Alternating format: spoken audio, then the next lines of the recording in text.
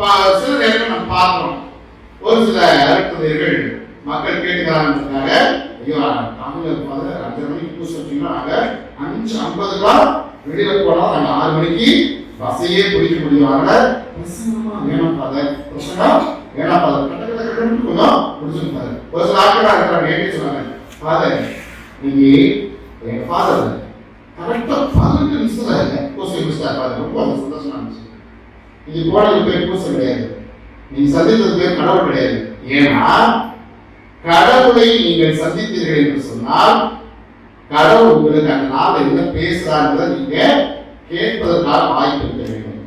வெறுமனே மணி அடிச்சுட்டு கடற்கடற்று ஒப்புச்சு போற ஒரு மந்திரத்தை சொல்றது திருப்பணி கிடையாது. மாறாக கடவுளுடைய அனுபவத்துக்குள்ள நாம போக வேண்டும். அப்போ அந்த போகின்ற அனுபவம் தான் மறைமுறையாக வெளிப்படுகிறது. இன்னைக்கு நாம் வாசித்து கேட்ட இந்த முதல் வாசகத்தையும் சரி நச்சினையும் சரி இதற்கான அடையாளங்கள் கண்டிப்பா இருக்குது. எஸ்ரா எல்லாரும் கேட்கின்றபடி அதை அறிவித்த காரணத்தினால எல்லாரும் என்ன செய்யறாங்களா? அழுகிறாங்க. ஏன் அழுகிறாங்க? ஏன்னா கடவுள் அவருடைய மனசுக்குள்ள இறங்கி வரக்கூடிய அனுபவத்தை பார்க்கிறாங்க. நான் இந்த தப்பு பண்ணிட்டேன், ஏன் நான் இந்த நேரத்துல இங்க அடிமைகளா இருக்கிறேன்? காரணம் கடவுள் என்னைய அடிக்க ஆரம்பிச்சுட்டாரு, கடவுளுக்கு ஏதோ விரோதம் பண்ணிட்டேன், அழுகிறாங்க. அப்ப இந்த எஸ்ரா திருவிழா கூடிய விஷயம் என்ன சொல்றாரு?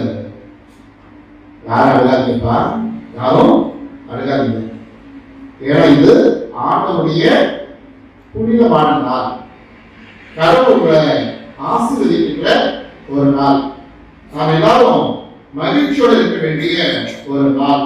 ஆக நீங்க போய் கொடுத்தவற்றை உண்டு இனிய திராட்சை ரசத்தை குடியுங்கள். எதுவுமே தயார் செய்யாதவங்களுக்கு, ஒண்ணுமே இல்லாதவங்களுக்கு நீங்க தயார் பண்ணுறத கொஞ்சம் கொடுத்து அனுப்புங்க, எல்லாரும் சேர்ந்து மகிழட்டும். பிரியமானதே, என்றைக்கு கடவுள் நம்மை இது செய் என்று சொல்கின்றதை உணர்ந்து கொள்கின்றோமோ அந்த நேரத்தில் இந்த உணர்ச்சி என்பது நமக்கு வரும்.